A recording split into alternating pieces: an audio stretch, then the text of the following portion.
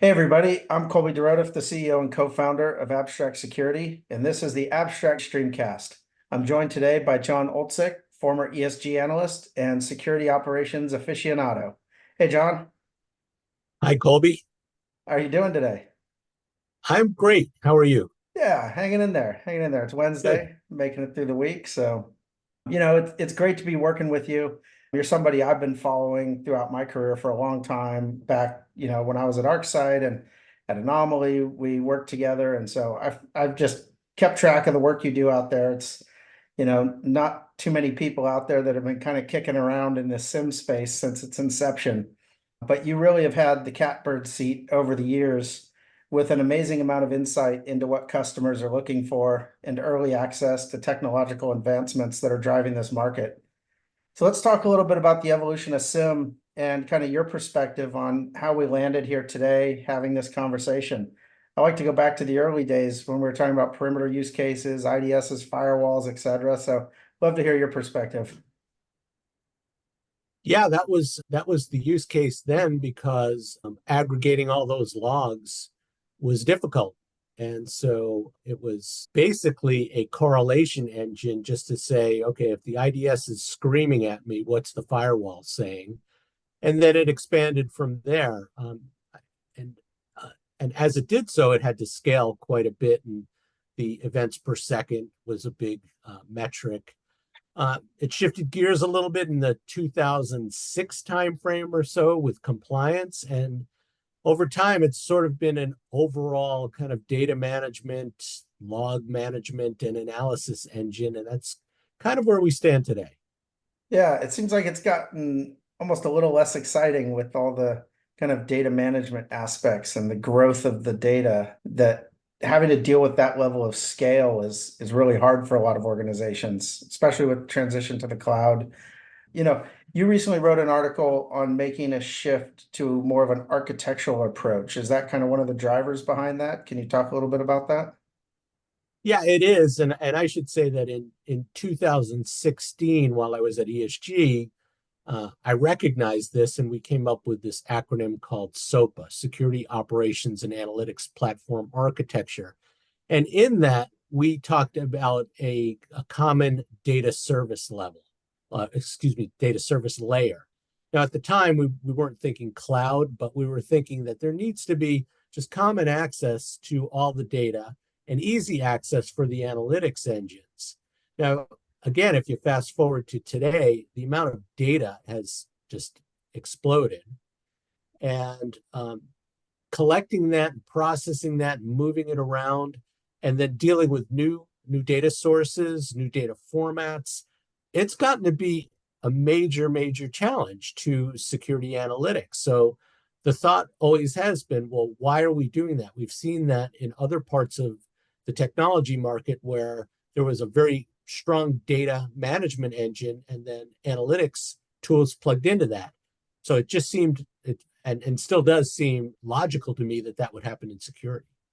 Yeah, I mean, I think I've seen a very similar thing, especially with regards to, the desire by customers to kind of want, to leverage sort of best of breed analytics, best of breed components as they build out an architecture.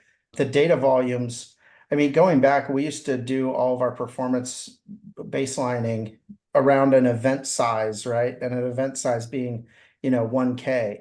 And now you look at some events and they're like 2K. So just the size of the individual event has doubled. And this is partially due to like different formats. I mean, you start putting things in JSON, there's a lot of extra data there that didn't used to be there. There's, obviously the explosion of the volume of data itself. And I think, we used to look at large systems as running like 20, 30,000 events per second. This was a pretty big organization back in the day. And now we see that's kind of your average size organization. And you have the larger organizations looking at like, 1 million events per second or 500,000 events per second, or even bigger in some cases. But, it's like everything writes event logs these days.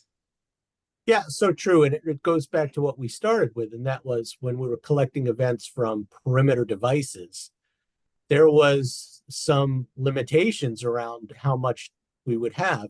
And there was also, because most of those devices were either at the perimeter or in the DMZ, there was some type of logical connection between them.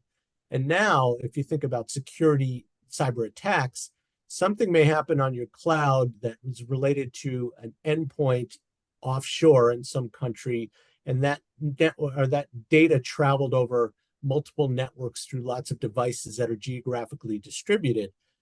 It's a real chore to get all of that data and understand the ramifications of one event to another when things are happening all over the place. That's right. That's right. And yes, everything is more distributed these days, multi-cloud, so you have a lot of the kind of, big cloud players, right? Saying, hey, use our SIM, we'll give you some free storage. And, you know, it's like that's great if you're using all the products from that particular vendor. But as you start trying to do multi-cloud and collect from other security devices, the feedback I've been hearing is that it's just not standing up to the challenge. And I really believe that, the modular architecture where customers can leverage, best of breed components, best of breed, cloud service providers, and really construct a system that works for their business needs, right?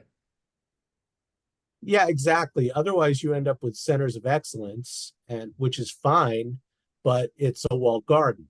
So when a cyber event crosses from that walled garden to others, someone has to be able to put all the pieces together, and you can't do that if you're doing these walled gardens, these cloud-based approaches, and then the kind of analog to that is platforms, and we see that rising too. And I've got some opinions there too.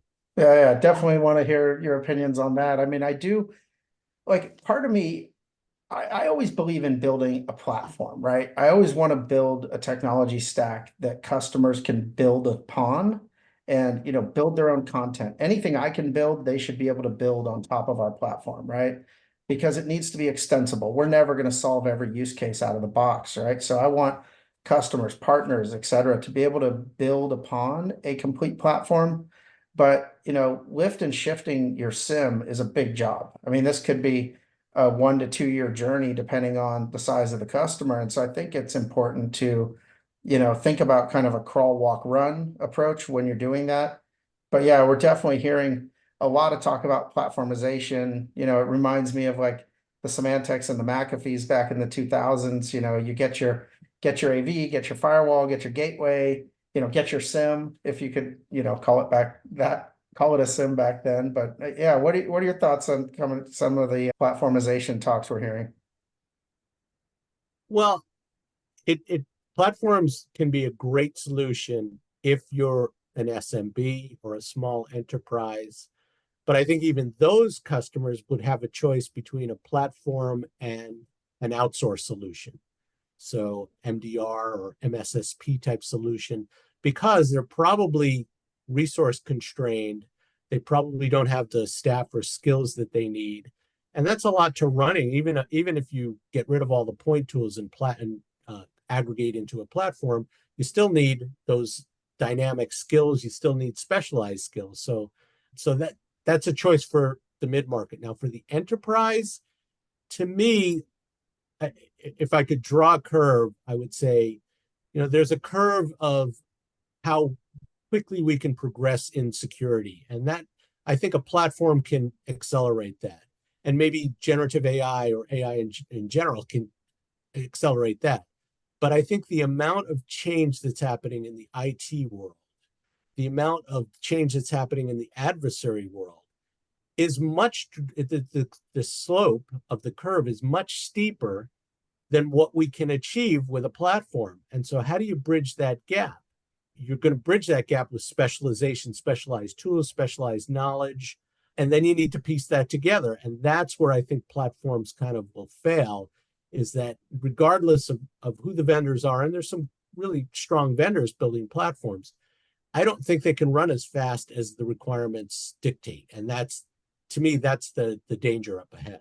Yeah, absolutely. Absolutely. I mean, everything's changing quickly, and being able to kind of build on a modern tech stack, make decisions quickly, move fast, and adapt is obviously not something that larger companies are that good at, has been proven kind of over the years. But, I think there's a place for what they're doing. If you're kind of medium enterprise and you already have your endpoint maybe from this provider, and you just want to start collecting those logs and having some analysis done on your behalf. I think one of the things that some of these companies provide that is interesting is the kind of MDR, the management of, kind of the alert triage and some investigation on their behalf. But as you get into kind of multi-cloud, you're already running multi-platforms from multiple vendors. You really need something that, I always like to compare it. It's like going back to being Switzerland, right? Like you really need a provider who is not going to be selling you their endpoint at the same time and really pushing you to, work with their tools, which always work better together, right? It's like you start bringing in third-party data, all of a sudden it doesn't map to the schema, it doesn't correlate the same, these kind of things you tend to run into. But yeah, Switzerland has always been kind of key for me as we've been building SIM platforms over the last couple of decades. Yeah, I totally agree. I mean, I've been advocating more standardization in terms of just cybersecurity technical standards, standard APIs, standard data formats, standard protocols, standard transfer protocols. I'm saddened that that hasn't progressed as quickly as I'd hoped. And I was hoping that either government agencies or large organizations would sort of demand that of their security providers. That hasn't happened. The alternative to that is the security provider saying, well, you don't have to worry about that because I have everything you need. And so Correct. one other point here, Colby, and I'm going to get up on my high horse here, is Do it, John. security should never be driven by financial considerations. Meaning, if a platform is cheaper, that shouldn't be the driver for moving to that platform. Now, if it's better and cheaper, that's a different story.